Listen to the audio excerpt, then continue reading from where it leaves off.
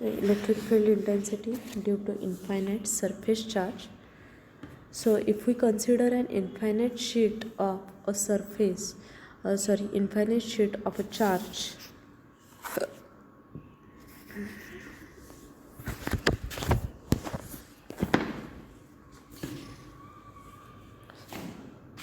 in the xy plane with uniform charge density rho s, then the charge associated with an elemental area ds is dq, so it is equal to rho s into ds, and the coordinates of the point P at which E is to be determined are 0, 0, h.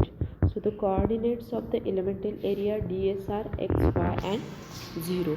So the evolution of the E field due to infinite sheet of charge is given here.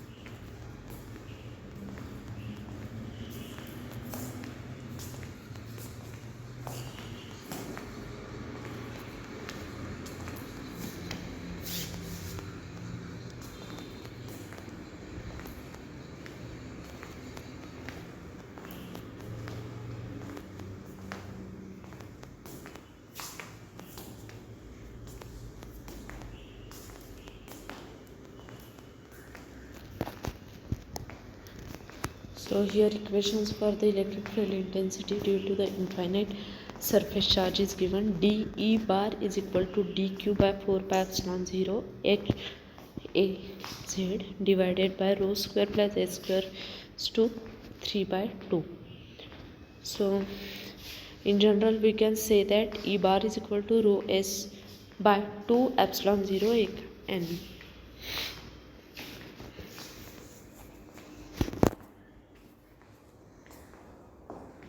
So these equations are used for solving the problems.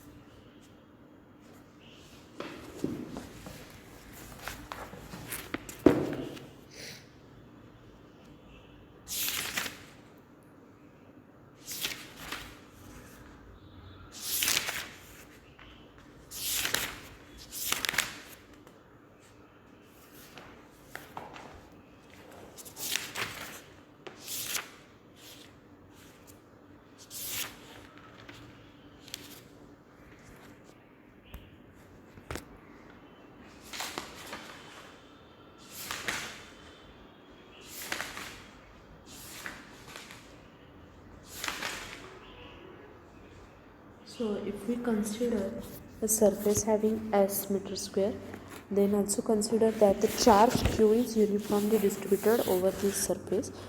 Now the surface charge density is defined as the ratio of the total charge to the surface area. So it is denoted by rho s is equal to q by s coulomb per meter square.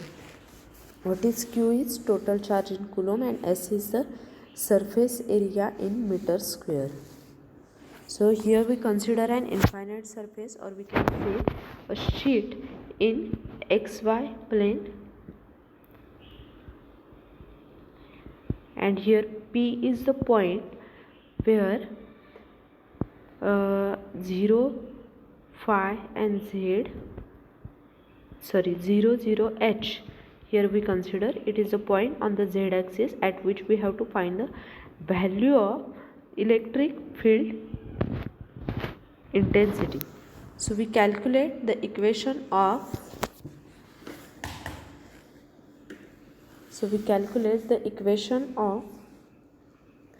E bar at point P due to this infinite sheet charge in the cylindrical coordinate system. In cylindrical coordinate, the coordinates of P are 0, phi, z. So if we remember that the P is located on the z axis at distance of plus zl from the origin, now we create a small charge dq. So in this way we can obtain this equation of E bar.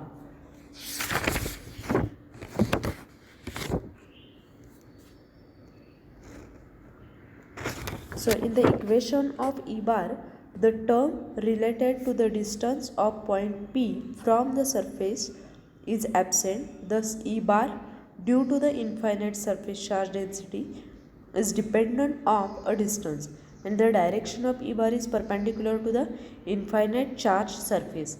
The magnitude of E bar is always constant, and it is rho s by 2 epsilon 0.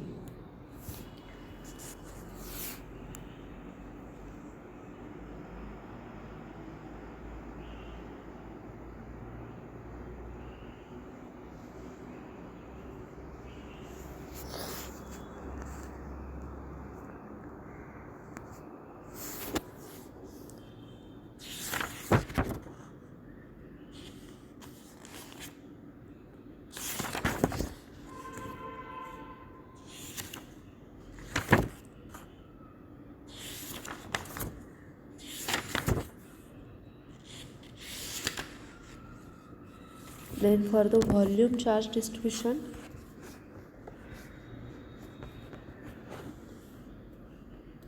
the volume charge density is denoted by rho v, and it is defined as the ratio of total charge to the unit volume.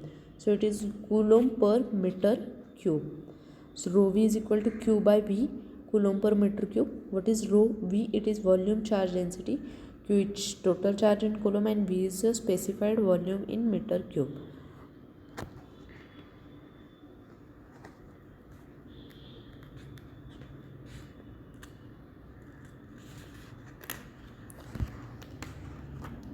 So point charge, infinite line charge and infinite plane charge are the standard charge configurations.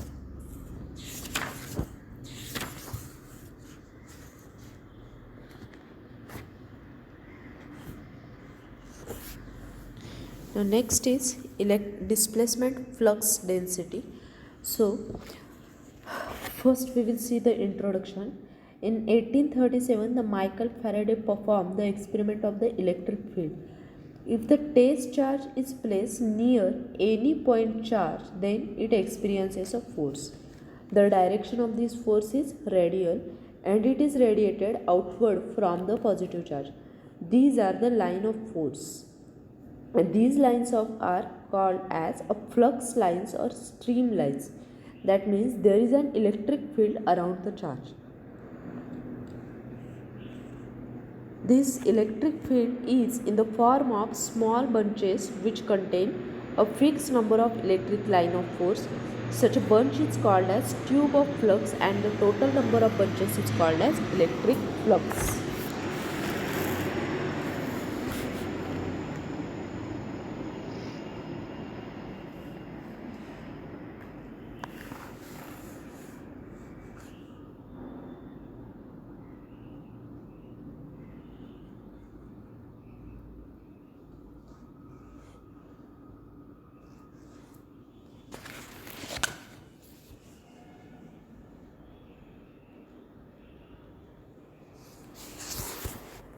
electric flux is denoted, electric flux is a scalar field.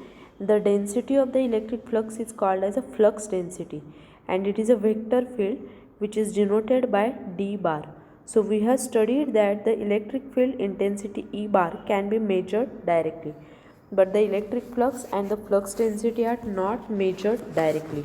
So to understand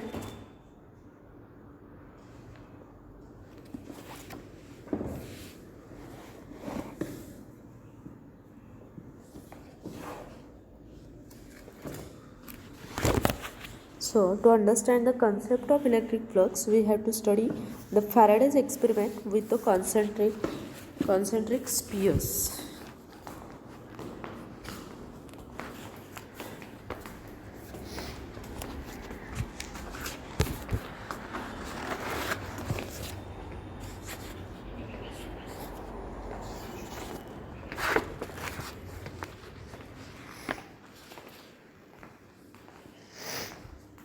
So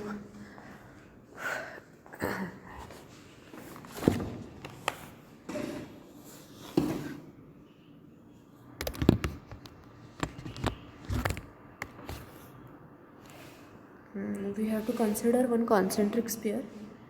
So what is electric flux? It is an important mathematical concept relating to an electrostatic field distribution. The term flux means flow, and it has originated in the study of fluid dynamics. So Faraday's experiment is that about 1837, the director of the Royal Society in the London, Michael Faraday, was interested in static electric field and the effect of various insulating materials on this field.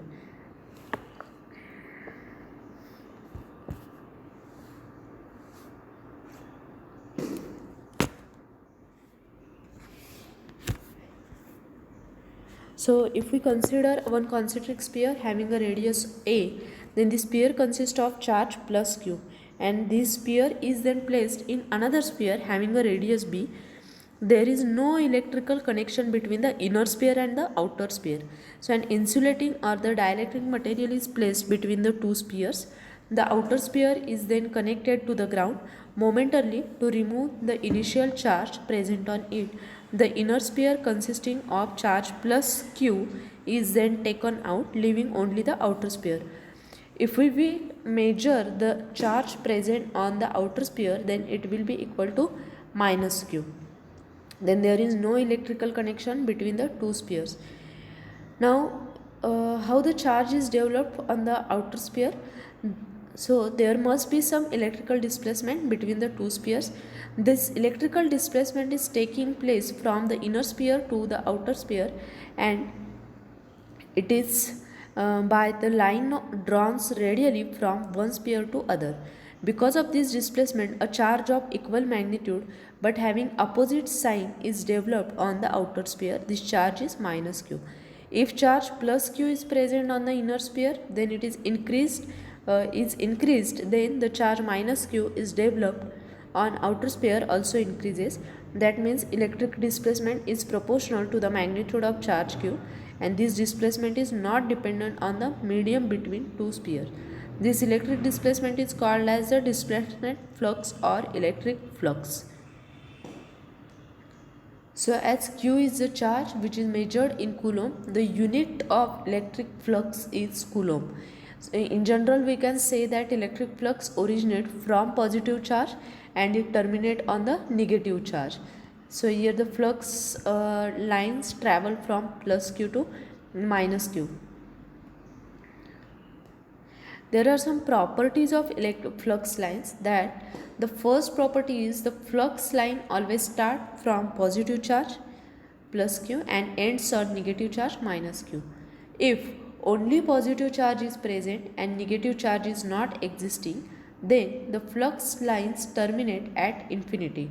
The flux lines never cross each other. The flux lines are not dependent on medium in which the charges plus Q and minus Q are placed. The total number of flux lines is called as electric flux, and it is equal to the charge.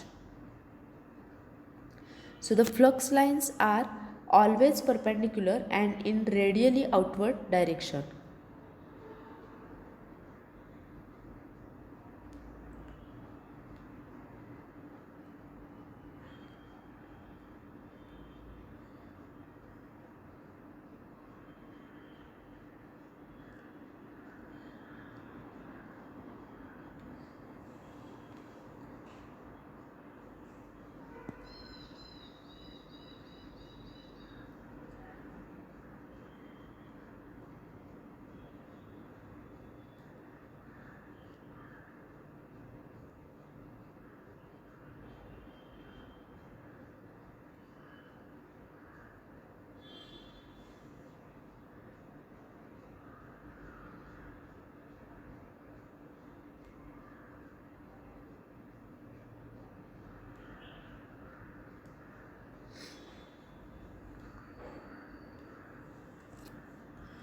So electric flux density.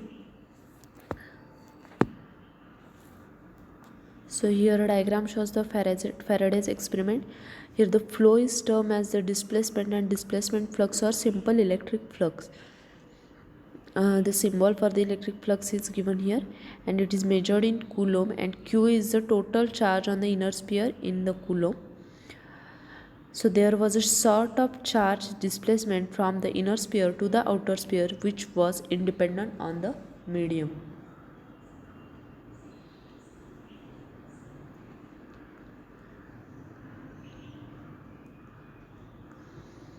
So this diagram shows Faraday's experiment with concentric spheres.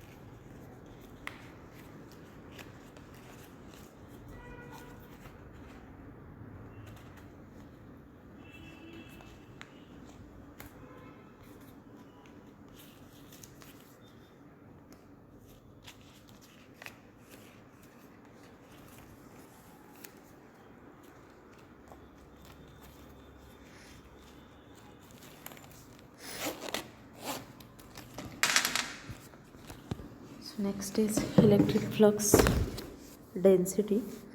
So at the surface of the inner sphere, the coulombs of electric flux are produced by the given charge q coulomb, and it is distributed uniformly over surface having an area of 4 pi a square meter square. So the density of the flux at this surface is given by q by 4 pi a square coulomb per meter square. The new quantity electric flux density is measured in coulomb per meter square and denoted with d. So the direction of d at point is the direction of the flux lines at that point, and the magnitude of D is given by the number of flux lines crossing a surface normal to the lines divided by the surface area. So, the inner sphere consists of charge plus Q, and this charge produces the electric flux on the surface of inner sphere. The radius of inner sphere is A, so its surface area is 4 pi a square. Now, the electric flux is uniformly distributed over a surface area of inner sphere. The density of this electric flux is called as electric flux density. It is a vector field and denoted by d bar.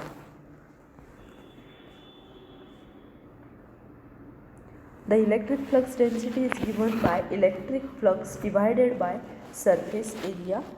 So it is equal to Q by 4 pi a square. The unit of electric flux density is Coulomb per meter square, and it is also called as displacement flux density or displacement density. We can say it as a displacement flux density or displacement density, simply displacement density.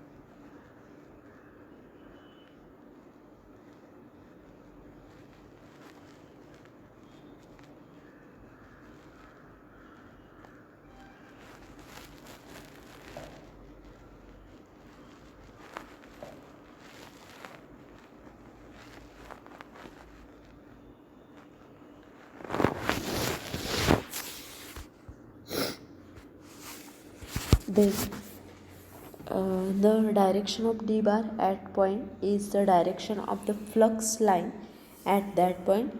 The magnitude of d bar is equal to the number of flux lines crossing a surface which is normal to these lines divided by the surface area.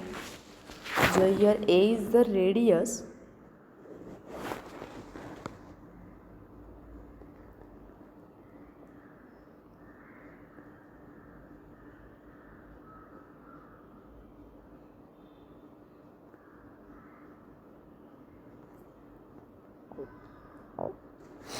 So here A is the radius of inner sphere, B is radius of outer sphere.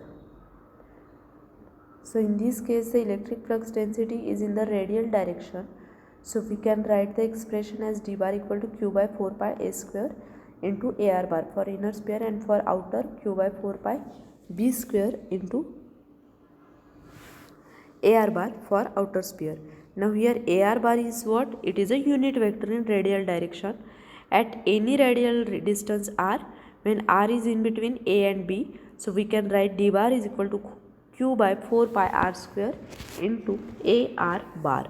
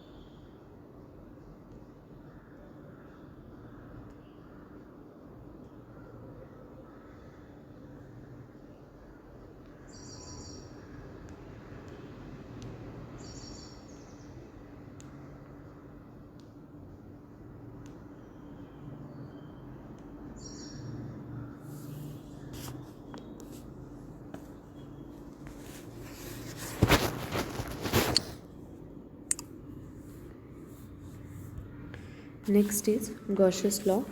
So according to the Faraday's experiment of two concentric spheres, a charge plus q is present on the inner surface, which produces a charge of minus q on the outer sphere. The result of this experiment are summed up as an experiment law known as Gauss's law. So statement of the Gauss's law is that the electric flux passing through any closed surface is equal to the total charge enclosed by that surface. The electric flux passing through any closed surface is equal to the total charge enclosed by that surface.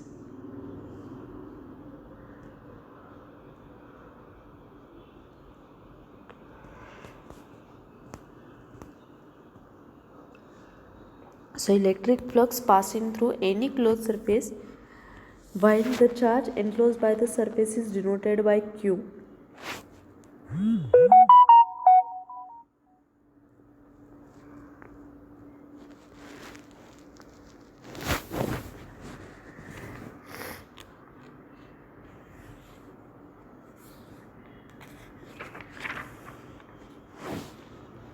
Now there is a distribution of the charges. These point charges are surrounded by the closed surface. If we consider the total charge contained in the closed surface is q coulomb, so q coulomb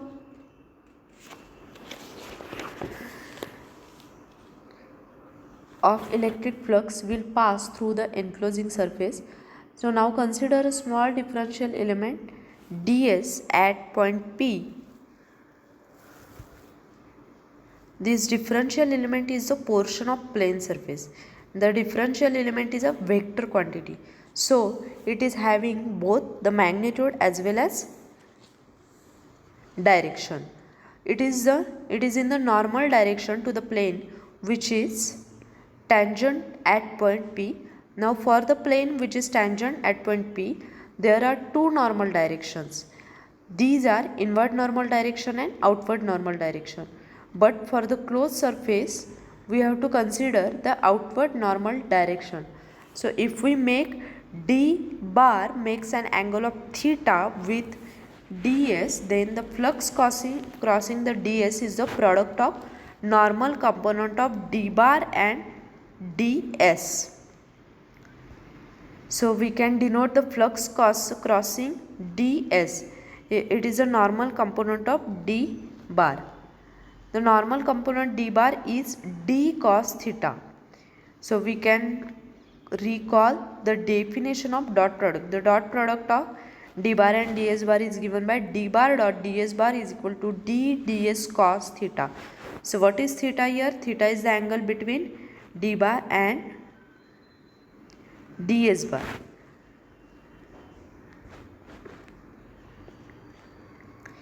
Now the total flux crossing through the closed surface is obtained by taking the integration. So a small circle on integral sign indicate that the integral is performed over a closed surface. That means a closed surface integral over the closed surface integral over closed surface. Mathematically, Gauss's law can be represented as integration of d bar dot ds bar, that is charge enclosed, is equal to q.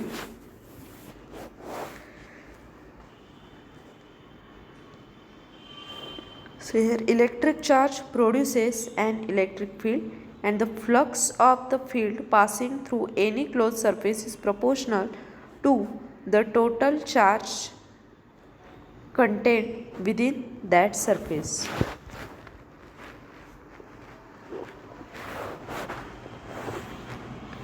So special Gaussian surfaces are the surface over which Gauss's law is applied, it must be closed.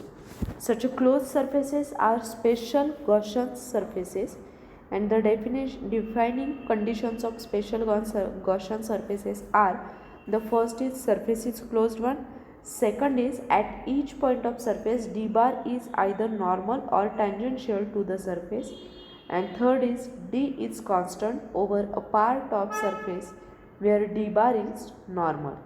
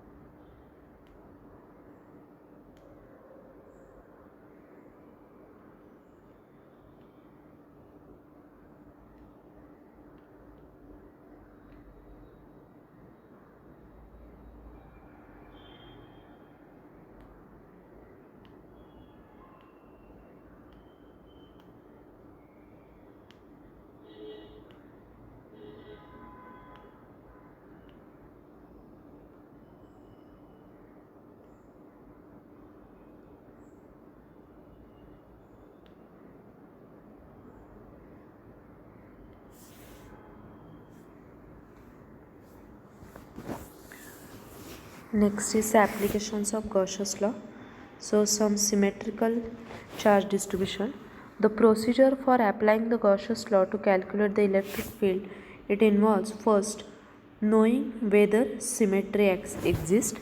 So once symmetry charge distribution exists, we can construct a mathematical closed surface which is known as Gaussian surface. So first we have to choose a closed surface which satisfies two conditions. One is ds is everywhere, either normal or tangential to the closed surface.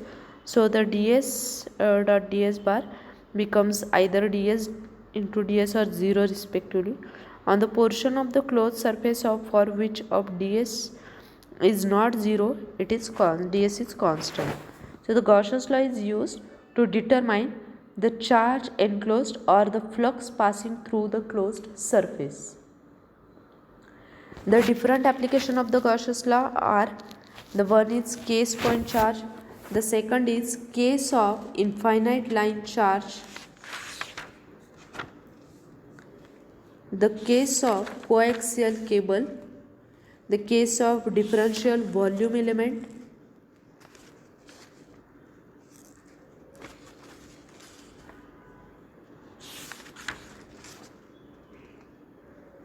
and application of the Gauss's law for the spherical shell of charge,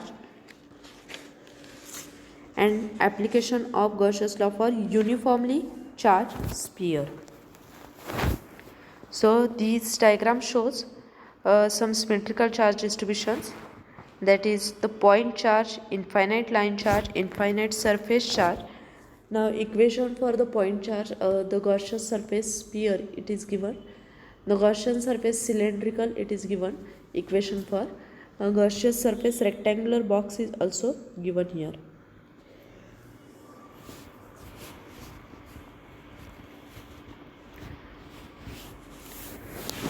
So how to select a coordinate system? This is an example of the point charge, or we can say electron. So we know that the radius of sphere goes on reducing as it acts as a point charge. So for a point charge, always select a spherical coordinate system. Now there is a simple trick to obtain the equation of dj bar. This is a spherical coordinate system. The variations in the coordinate are r as dr, theta as rd theta, and phi as r sin theta d phi. So the direction of d bar is ar bar.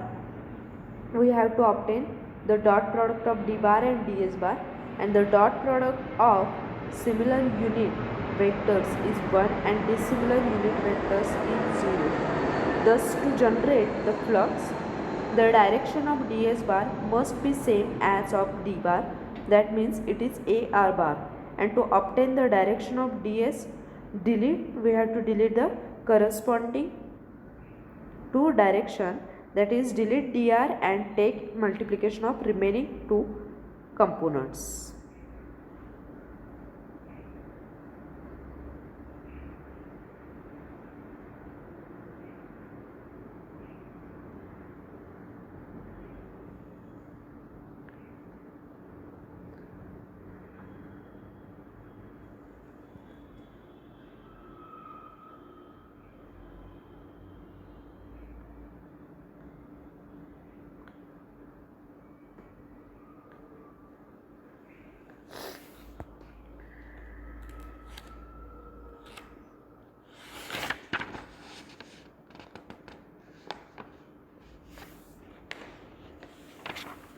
So for the second application, the case of infinite line charge, how to select the Gaussian surface? This is the case of line charge. So simple example of line charge is coaxial cable, and it is cylindrical in nature.